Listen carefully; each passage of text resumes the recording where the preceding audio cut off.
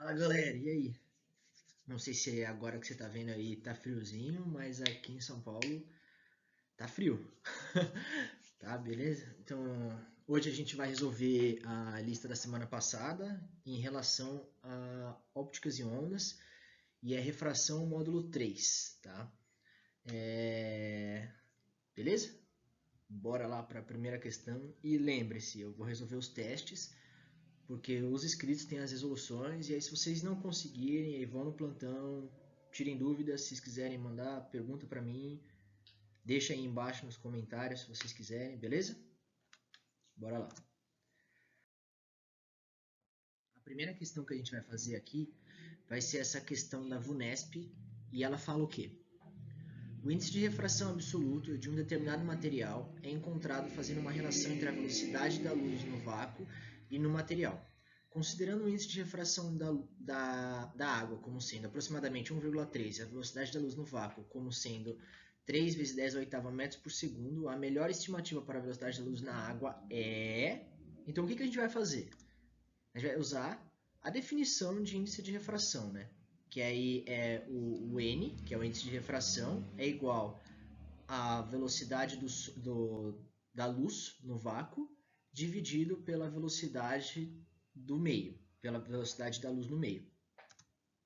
E aí ele fala que a velocidade o índice de refração da água é de aproximadamente 1,3 e a velocidade da luz é de 3 vezes 10 a oitava metros por segundo, e ele quer saber a velocidade da, da luz na água, né? Beleza. Aí, então, aí você faz essa conta, você vai passar o V para cá, e o 1,3 você vai passar ele dividindo, porque ele tá parado, mas aí quando passar vai multiplicar. E aí se você fizer essa divisão aqui, ó, essa divisão, 3 dividido por 1,3, vai dar aproximadamente 2,3, 0 alguma coisinha, tá? E aí essa vai ser a resposta que a gente tem. Que no caso é a alternativa número C para vocês. Beleza? Então, bora pro próximo. Agora nesse exercício aqui, o que a gente tem? É do Enem, e ele fala: um grupo de cientistas liderado por pesquisadores do Instituto de Tecnologia da Califórnia, nos Estados Unidos, construiu o primeiro metamaterial, que apresenta valor negativo de índice de refração, relativo para a luz visível. Denomina-se metamaterial um material óptico artificial tridimensional, formado por pequenas estruturas menores do que um comprimento de onda de luz, o que lhe dá propriedades e comportamentos que não são encontrados em materiais naturais. Esse material tem sido chamado de canhoto. Todas essas informações elas já te dão dicas da resposta, tá? Considerando o comportamento atípico desse metamaterial, qual é a figura que representa a refração da luz ao passar do ar para esse meio? Então vamos lá. Esse aqui seria o nosso metamaterial, beleza? E essa aqui é o raio de luz incidente. Tá, e aí? Beleza. O metamaterial ele vai deixar a luz passar. Mas ele vai deixar a luz passar dessa forma aqui? Não, não vai. A luz não vai passar dessa forma aqui. E aí, o que você vai fazer? Se ele fosse um material, por exemplo, que refletisse. Se ele fosse um material que refletisse como um espelho, a luz bateria aqui e viria para cá. E aí estaria tendo uma reflexão. Beleza. Mas ele não é um material assim. Então não pode ser nenhuma figura que tenha esse tipo de configuração. Se ele for um material e ele tiver mais refringente do que a luz, do que o meio anterior, ele teria que fazer algo assim, para cá, desviando a luz. Mas ele não faz isso, ele não desvia a luz para cá, ou seja, se aproxima da normal. Agora, se ele fosse menos refringente, o que ele faria? Ele afastaria da normal. Mas todos esses são materiais que a gente conhece, certo? Que é normal. Então, o metamaterial, a única opção que é diferentona, que a gente vai fazer assim, Ele tem a opção também de ele não fazer nada, mas isso daí é só se ele absorvesse todos os comprimentos de onda e não refletisse, não refringisse nada. Mas ele não fala nada disso no enunciado. Então o que a gente tem é esse tipo aqui, que é ele vai ir para o outro lado, para o lado que não é normal. Esse lado aqui, ele não é normal. Por isso que ele é chamado de canhoto, é o lado contrário ao lado comum, beleza? E aí isso nos dá a alternativa número D. Agora vamos para o próximo exercício. Nesse exercício é um exercício da FUVEST e ele fala assim, ó, um raio de luz I no plano da folha incide no ponto C. Então, o ponto C é este ponto aqui. Este é o ponto C. Do eixo de um semicilindro de plástico transparente, segundo um ângulo de 45 graus com a normal OC, a face plana, certo? Então, aqui seria 45 graus, certo? Segundo um ângulo de 45 graus com a normal OC, a face plana. O raio emerge pela superfície cilíndrica segundo um ângulo de 30 graus. Então, aqui ó, é o raio que ele emerge e ele vai fazer 30 graus. Certo? Em relação a essa reta aqui, tá? Não é em relação ao normal a esse aqui. A gente já vai entender o que é. Por quê, tá? Beleza. O raio de luz incidido a 45 graus, ele deveria fazer esse percurso pontilhado, mas ele não faz, é só vocês verem o desenho. Na verdade, o percurso que ele faz é esse aqui, tá? E aí aqui tem uma propriedade que é importante vocês saberem do círculo, dos cilindros, essas coisas. Se o raio de luz bater no centro do cilindro, ele vai sair radialmente. Então ele não vai sofrer desvio depois que ele entrou, sabe? Na hora da saída da circunferência, ele não vai sair. Então aqui, ó, não vai sofrer desvio. Ele vai sair a 90 graus em relação à tangente da circunferência. Tá? É uma propriedade que a FUVEST exigia que você soubesse nesse caso aqui, nesse exercício. Aí, beleza. Continuando. O raio emerge um raio 2, que é esse raio que acabou de aparecer aqui, incide perpendicularmente à superfície cilíndrica, formando um ângulo θ na direção OC. Então ela incide perpendicularmente à superfície cilíndrica, como a gente tinha dito. E ela faz um ângulo θ com a normal OC, que essa reta aqui, ó, ela é paralela a essa reta aqui, certo? Então esse ângulo θ vai estar aqui, beleza. Tá, formando um ângulo θ com a direção OC. E emerge com direção praticamente paralela à face plana. A gente pode concluir o quê? Ele quer saber quanto vale esse θ. Beleza. Então, teoricamente, esse raio 2 aqui, e aqui é o raio 1. Esse raio 2, ele tem que entrar por aqui e sair de algum jeito paralelo à superfície plana ali, beleza? Então, o que ele vai fazer? Ele vai seguir por dentro radialmente, né? Esse seria o caminho normal dele. E é exatamente isso que ele faz. Por quê? Porque ele está incidindo perpendicularmente à superfície de contato, ou seja, ele faz um ângulo zero com a normal. Por isso que ele não sofre desvio, beleza? Sempre que o ângulo de incidência for zero, o raio de luz não sofre desvio. Ele sofre refração, tá? Refração, mas não desvio. Refração é mudança de velocidade da luz, tá? No meio. Quando você muda o meio, você muda a velocidade, mesmo que você não mude a direção. Beleza, ele vai fazer esse desvio e aí vai fazer essa refração, vai bater no centro da circunferência, do semicírculo. Bateu e refletiu. Isso aqui o que a gente vai ter é uma reflexão total. Beleza? Então, esse ângulo aqui é o ângulo θ. E esse ângulo aqui é uma... Não chega a ser uma reflexão total. é o limite da reflexão, ou seja, se você aumentar qualquer coisinha desse ângulo, ele vai ter a reflexão total. Beleza? E aí, então, esse θ é conhecido como ângulo limite também, beleza? Mas para esse exercício a gente não vai usar ele, tá? Agora, beleza? Bora lá. Então, como que a gente vai fazer? O que a gente vai fazer? A primeira coisa que a gente vai fazer é usar a lei de Snell. E usar a lei de Snell no primeiro raio, beleza? Aonde a gente vai usar a lei de Snell? Deixa eu marcar aqui para vocês. A gente vai usar a lei de Snell neste ponto aqui, ó. Neste ponto aqui. Tá? Por quê? Porque eu vou fazer o n do meio, que seria esse daqui, tá? Mentira. Errei. Calma aí. O n do meio é este daqui. Esse é o meio.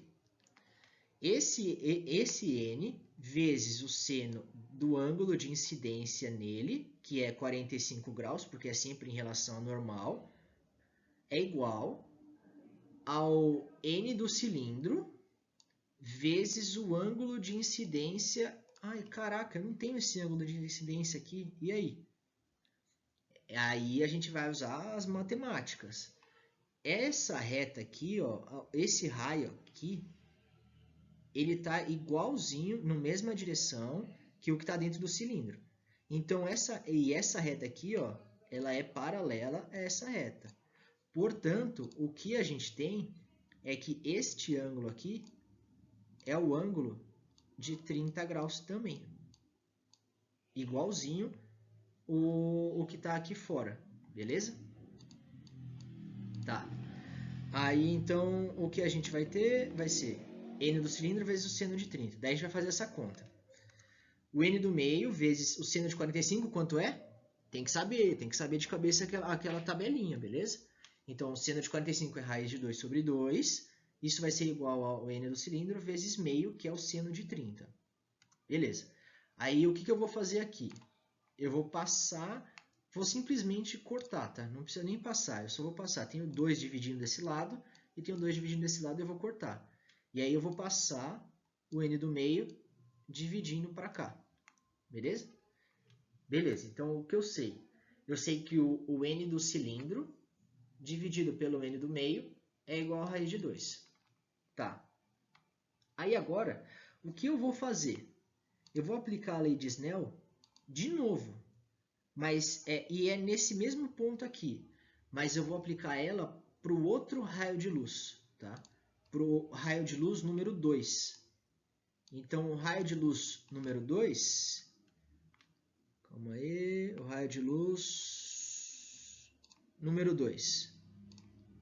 O raio de luz número 2 está aqui.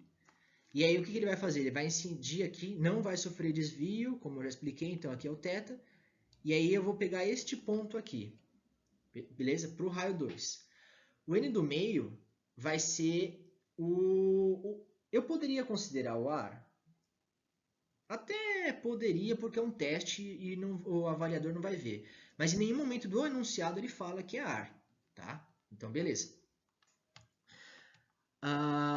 Aí vai estar aqui, no centro da circunferência. O raio de luz bateu aqui, chegou no centro da circunferência e ele vai emergir paralelo à superfície. Ou seja, ele fez um ângulo de 90 graus aqui, ó, com a normal. Por isso que quando você usar na lei de Snell de novo aqui, você vai usar isso. Você vai usar o n do meio, que no caso é o lado de fora, tá? O meio seria aqui. E aí você vai usar n do meio vezes o seno do ângulo que está sendo refratado.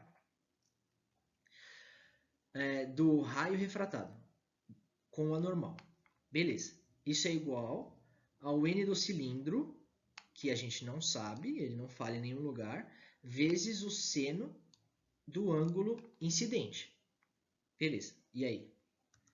Aí você vai passar o n do meio dividindo para cá, por isso que ele fica aqui, e vai ficar assim, beleza. Só que o seno de 90, quanto que é o seno de 90? 1, isso. Então, o seno de 90 é 1. Aí você vai ter que essa divisão aqui, essa divisão, você tem ali em cima quanto é essa divisão aqui. O n do cilindro dividido pelo n do meio é raiz de 2. Por isso que eu joguei o raiz de 2 aqui, vezes o seno de θ. Então você sabe que o seno de θ é igual a raiz de 2 sobre 2? Como que você chegou nisso? Aí você racionaliza. Você vai ter a seguinte estrutura.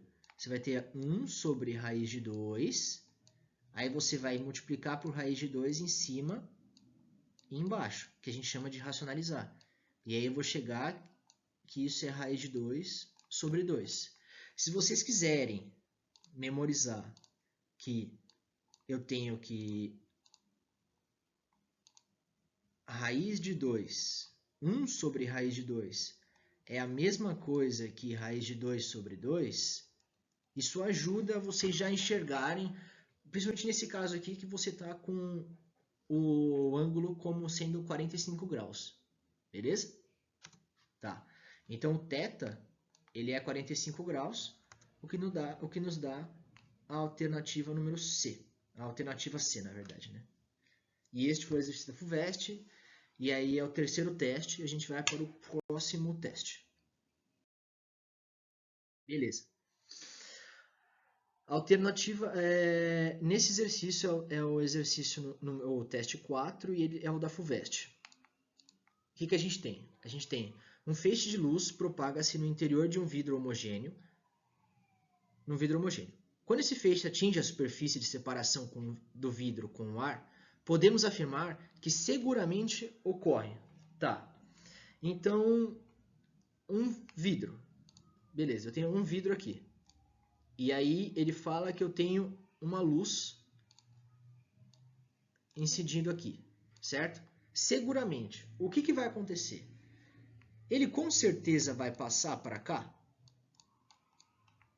Não sei. Isso não é certeza. Por que não é certeza? Porque eu não sei se esse ângulo de incidência aqui, esse ângulo de incidência I, ele é maior que o ângulo limite. Se ele for maior que o ângulo limite, o que vai acontecer? O raio de luz ele vai sofrer uma reflexão, certo? Se ele for maior que o ângulo limite, ele sofre uma reflexão total. Isso é muito importante frisar. Total. E aí, beleza. Com isso, a gente já consegue descartar essa alternativa aqui, ó, refração. Não é garantia que vai acontecer uma refração. Beleza. Vai acontecer uma difração? Puxa vida. Para acontecer uma difração, a gente não viu ainda. Mas para acontecer uma difração, você precisa ter algo assim. E aí vai ter uma onda passando aqui, por exemplo, desse jeito aqui. Ó. Uma onda reta vindo aqui. E aí a hora que ela passar por esse buraquinho, ela vai fazer isso aqui. Ó. Isso é o que a gente chama de difração. E com certeza não é isso que acontece. Dispersão. Precisaria de um prisma, por exemplo, que a gente vai ver em um dos exercícios na frente, para ter essa dispersão. Também não é dispersão. E aí, interferência. Tem alguma coisa que vai causar interferência nisso daí? Não, porque é só um feixe de luz. Não tem nada para interferir construtivamente ou destrutivamente nesse raio de luz. Então, a única alternativa que nos sobra para resolver esse exercício é a reflexão, que nos dá a alternativa número E. E aí vale lembrar vocês que toda refração vem acompanhada de uma absorção e de uma reflexão. Então, mesmo que não seja total, sempre que você tiver uma luz incidindo sobre algum objeto, vai ter uma reflexão, uma absorção pelo objeto e uma refração. Sempre que tiver refração, né? Sempre vai ter essas três coisas quando tiver uma refração. Só que aí nas alternativas não tem absorção, exatamente para não dar duplo sentido. Beleza? Tá, bora lá. Para a próxima. Beleza? Então aí a gente vai fazer agora o quinto exercício, que é esse aqui, é da PUC. No fundo de uma camada de água de espessura uniforme H, ou seja, aqui a gente tem H, e de grande extensão existe uma pequena mancha de dimensões desprezíveis. Essa grande dimensão é só para evitar efeitos de turbulência, de interferência, esse tipo de coisa que poderia gerar pela ondulação da água, tá? Dimensões desprezíveis. Um disco de raio opaco de raio R é colocado sobre a água, de tal forma que seu centro esteja situado na vertical que passa pela mancha. Para que esse disco impeça a visão da mancha, de qualquer ponto fora da água, seu raio mínimo deve ser... Beleza, então o que eu preciso saber? A primeira coisa que eu preciso fazer é descrever qual que é a trajetória do raio de luz que vai estar aqui no fundo, ó, que vai sair daqui para chegar até o olho do observador. Beleza. Essa manchinha aqui no fundo, ela vai soltar um raio de luz, que vai ser esse daqui. Ela vai soltar, refletir, qualquer que seja a origem dessa luz que está vindo dela. Beleza. Essa luz ela tem que sair da água para ela poder ser vista por algum observador. Eu quero que seja no limite, ou seja, o mínimo. Então, para isso acontecer, esse raio de luz ele tem que incidir de forma que ele forme um ângulo com a normal na superfície de incidência, que seja um ângulo limite. Para quê? Para que não saia nada da água. Então, a partir desse ponto, toda a luz que chegar aqui, ela vai ser refletida. Vai ser refletida, sempre. Ela sempre vai ser refletida. E não vai sair mais nada. Beleza, então, o que eu vou ter que fazer? A primeira coisa que eu tenho que fazer aí é aplicar a fórmula do ângulo limite, que é o quê? É o seno do ângulo limite é igual ao índice de refração do menor dividido pelo índice de refração do maior. Meu Deus, como que eu vou decorar isso? Eu vou acabar confundindo n do maior por n do menor, n do menor pelo n do maior. O que eu faço para não acontecer isso? Ó, eu não vou falar que é simples, porque eu já errei bastante isso, já tive dificuldade em decorar, mas depois que eu comecei a pensar assim, o seno, ele é uma medida que tem um valor máximo de 1. Então, se eu pegar o n do maior e dividir pelo n do menor, o seno do ângulo limite vai dar um valor maior que 1. Só que não pode ser. Ele não pode ser maior. Ele tem que sempre estar entre menos 1 e 1. Ou seja, tem que ser 0, alguma coisa. Então, para ele ser 0, alguma coisa, sempre tem que ser o n do menor dividido pelo n do maior. Beleza? Quem que é o n do menor aí? É o ar. No caso, o n do menor, que é o ar, é 1. E o n da água, que ele fala no enunciado, é 4/3. Está aqui, ó. Ele fala aqui, ó, 4/3. E aí, fazendo a conta, eu chego que o seno do ângulo limite é 3/4. Beleza, mas para que eu estou fazendo isso? Para que eu descobri isso? Porque é assim, ó, o raciocínio que eu tenho que usar vai ser baseado nesse triângulo aqui, ó. Eu tenho R, e eu tenho H, e eu tenho L aqui, ó. Por que eu tenho L? Por semelhança de triângulo, eu chego que este valor aqui é o L também. Beleza? Então, aí, o que eu vou fazer? Aqui, a relação... Isso aqui é 90 graus, tá?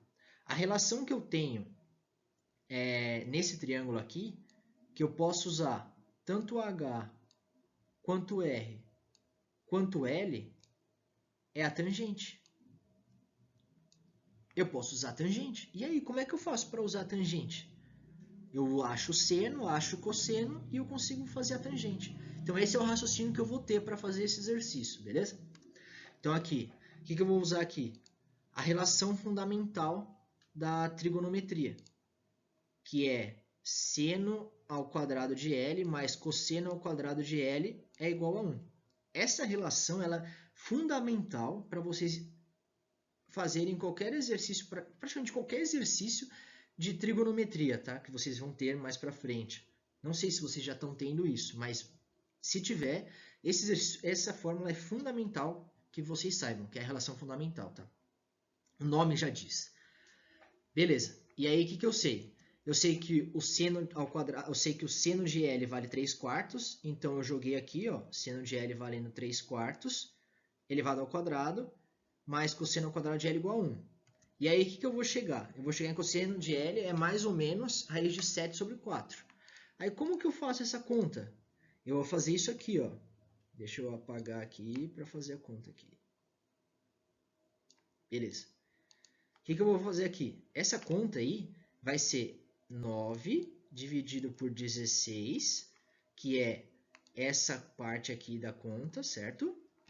Mais cosseno ao quadrado de L é igual a 1. Aí eu passo esse 9 sobre 16 para cá, subtraindo.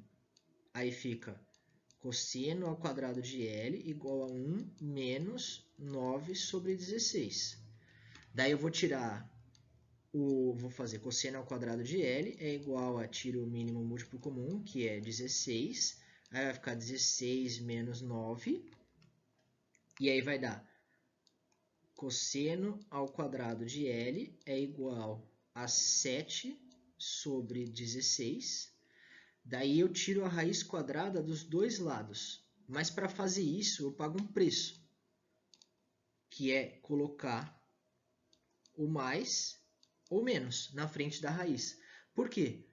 Vocês vão aprender mais em matemática, mas assim, se eu levo um número ao quadrado e ele for negativo, ele vai virar positivo. Então eu não consigo garantir que esse número que eu estou tirando aqui da raiz vai ser positivo ou negativo. A única coisa que vai poder fazer eu garantir que ele é positivo é que olhando para o triângulo eu consigo saber que ele está no primeiro quadrante. Tá? Mas isso vocês vão aprender mais para frente. Beleza? Tá, deixa eu apagar aqui para a gente continuar. Tá. Aí eu sei que o cosseno é mais raiz de 7 sobre 4. Beleza, então aí agora eu vou usar a tangente.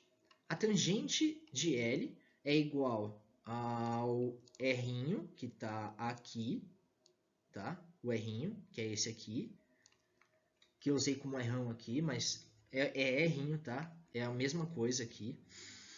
Era só para fazer igual o enunciado, esse R aqui. Vai ser igual ao R dividido pelo H, que é esse aqui, que é o cateto oposto dividido pelo cateto adjacente. E tangente é seno sobre cosseno. Aí eu fiz essa conta aqui, que é só você inverter, como ele está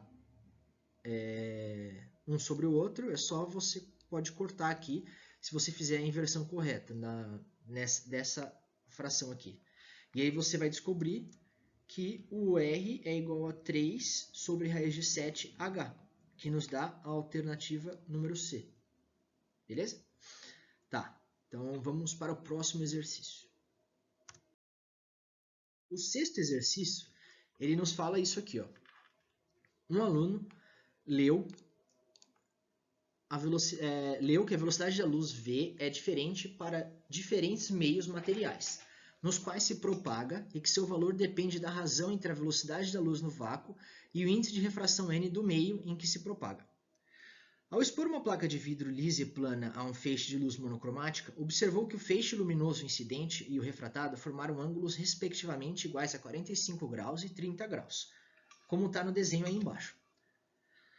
Considerando que a velocidade da luz no ar é igual à velocidade da luz no vácuo 3 vezes 10 a oitava metros por segundo, a velocidade de propagação da luz no vidro em metros por segundo é de... Beleza. Então, o que você vai fazer? Aplicar a lei de Snell aqui, ó. Lei de Snell-Descartes. Então, o que ele fala? Ele fala que vai ser o n do ar vezes o ângulo de incidência. é igual ao N do vidro vezes o ângulo refratado. Certo? Tá. Aí vocês vão fazer as contas certinho, bonitinho. E aí vocês vão chegar que o N do vidro é raiz de 2. Daí a única coisa que você precisa fazer é usar de novo a definição de índice de refração, que é a velocidade da luz no vácuo dividido pela velocidade da luz no meio. E aí eu vou chegar nesse valor aqui, ó, que eu sei que o N do vidro é raiz de 2, eu sei que a velocidade da luz é 3 vezes 10 oitava, e aí o que eu vou fazer? Eu vou trocar de lugar o V do vidro com o raiz de 2. E aí, fazendo isso, eu vou dividir, vou racionalizar. Deixa eu fazer aqui. Ó. Vai ser o V é igual a 3 vezes 10 à oitava dividido por raiz de 2. Aí eu vou multiplicar por raiz de 2 em cima e embaixo, igual a gente tinha feito. E aí, isso aqui vai dar V é igual a 3 raiz de 2 vezes 10 à oitava dividido por 2. E aí esse 2 aqui eu posso cortar com esse 3 e vai dar 1,5. Por isso que deu 1,5 aqui, tá? Aí fica 1,5 vezes raiz de 2 vezes 10 à oitava metros por segundo, que nos dá a alternativa número C. Agora a gente vai para o 7º exercício. E aí esse exercício fala o quê? É da PUC e ele fala: a figura mostra a trajetória de um feixe de luz branca que incide e penetra no interior de um diamante. Sobre a situação fazem as seguintes afirmações. A primeira afirmação: a luz branca, ao penetrar no diamante, sofre refração e se dispersa nas cores que a constituem. Então aqui, como vocês podem ver no próprio desenho, a luz branca ela entra no diamante e se divide. Então, se ela se dividiu, ela se dispersou. E aí, como que eu sei que ela sofreu refração? Ela mudou de meio? Se ela mudou de meio, ela sofreu refração. Não tem erro. Se mudou de meio, sofreu refração. Então, tá certo essa primeira alternativa. 2. Nas faces 1 e 2, então a face 1 e face 2, a luz incide no ângulo superior ao ângulo limite, ou crítico, e por isso sofre reflexão total. Perfeito. Isso é a única razão plausível para ela tá refletindo para lá, não ter nada escapando do diamante ali, naquele pedaço. Não tem nada anunciado falando, tem um espelho ali, qualquer coisa assim. Não. O único motivo dela poder fazer essa reflexão e não sobrar nada dela para fora, ela está sofrendo reflexão total. Beleza. Aí a 3. Se o índice de refração absoluto do diamante para a luz vermelha é de 2,4 e o do ar é 1, certamente o ângulo limite nesse par de meios será menor que 30 graus para a luz vermelha. Então, aí essa daqui a gente tem que fazer um pouquinho mais de conta, mas ela está certa, tá? Vamos lá, por que ela está certa? É o seguinte, o N, o ângulo limite, o seno do ângulo limite é igual a N do maior, N do menor, tá vendo? Já falando, ó, o N do menor dividido pelo N do maior, certo? Então, para ele ser, se o seno, quanto vale o seno de 30? O seno de 30 vale meio. Vale meio. Perfeito? Então, se eu tiver 1 dividido por 2,4, esse número ele vai ser menor do que 1 dividido por 2. Se esse número é menor, significa que o ângulo limite vai ser menor do que 30 graus. Por quê? Aí eu vou ter que entrar lá no círculo trigonométrico, tá? Aqui é o círculo trigonométrico, aqui eu vou ter seno e aqui eu vou ter cosseno. Aqui, ó, seria o ângulo de 30 graus, certo? Esse ângulo de 30 graus, ele está aqui e ele vai vir para cá, ó. E esse é o seno, esse aqui é o seno do ângulo que eu pintei aqui de verdinho mais claro. Seno do ângulo de 30 graus. Tá.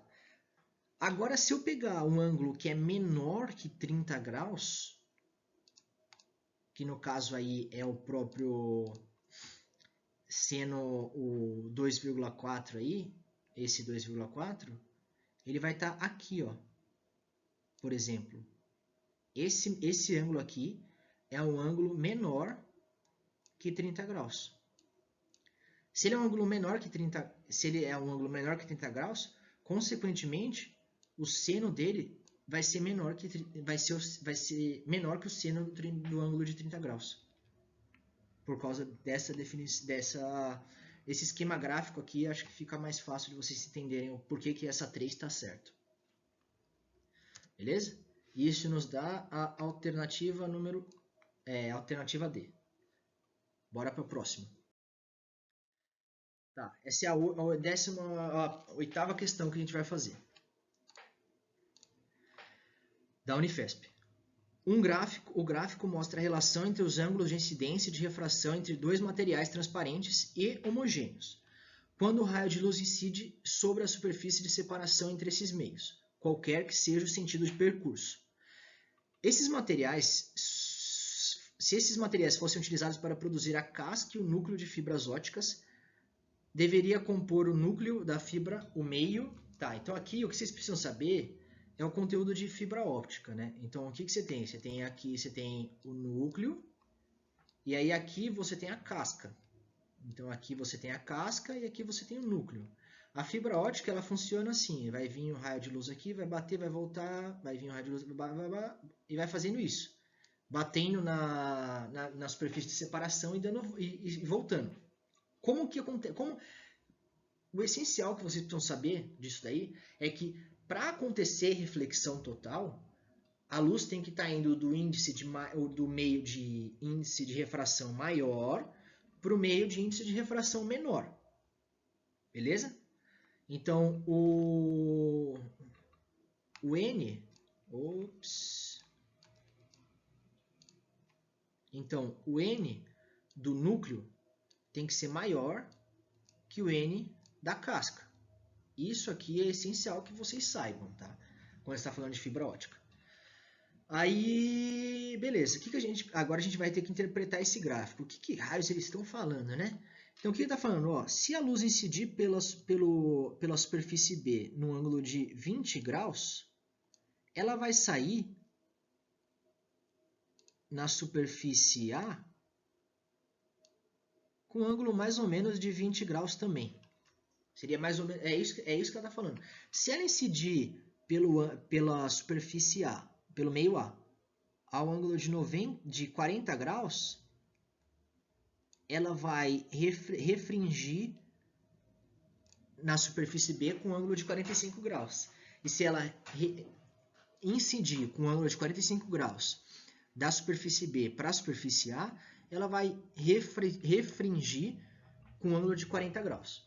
É esse vice-versa que ele fala anunciado.